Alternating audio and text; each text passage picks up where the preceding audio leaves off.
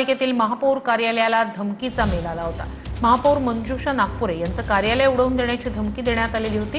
प्रशासनानं खबरदारी म्हणून सर्वच कर्मचाऱ्यांना आता या महापालिका मुख्यालयाच्या इमारतीतून सुरक्षित बाजूला केलेलं आहे। त्यांना खाली उतरवण्यात आलेलं आहे। इमारतीच्या बाहेर गेटच्या बाहेर या सगळ्या कर्मचाऱ्यांना आता नेण्यात आलेलं आहे। तर हा जो धमकीचा मेल आलेला आहे तो आपण पाहतोय। महापौर कार्यालयाला आलेला हा धमकीचा मेल, महापौर कार्यालय उडवून देऊ असं त्यात म्हटलं गेलं। अधिक जाणून घेऊया आपले प्रतिनिधी लक्ष्मण जाधव यांच्याकडनं। लक्ष्मण, मेल आपण पाहतोय का? अधिकचे आत्ताचे अपडेट्स?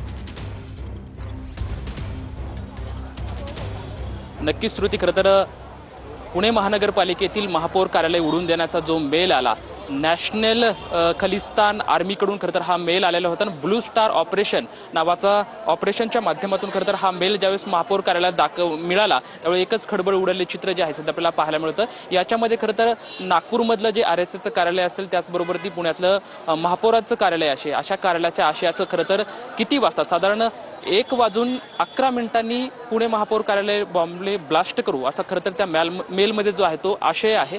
मात्र पुण्यातल्या या कार्यालयाला बॉम्बने उडवून देण्याचा मेल आल्याच्या नंतर एक खळबळ उडालेले चित्र आपल्याला पाहायला मिळते। खरं तर या मेलमध्ये किती तथ्य आहेत नक्कीच लक्ष्मण, ह्याचबद्दल तुमच्याकडून अपडेट्स घेत राहणार आहोतच। खूप धन्यवाद।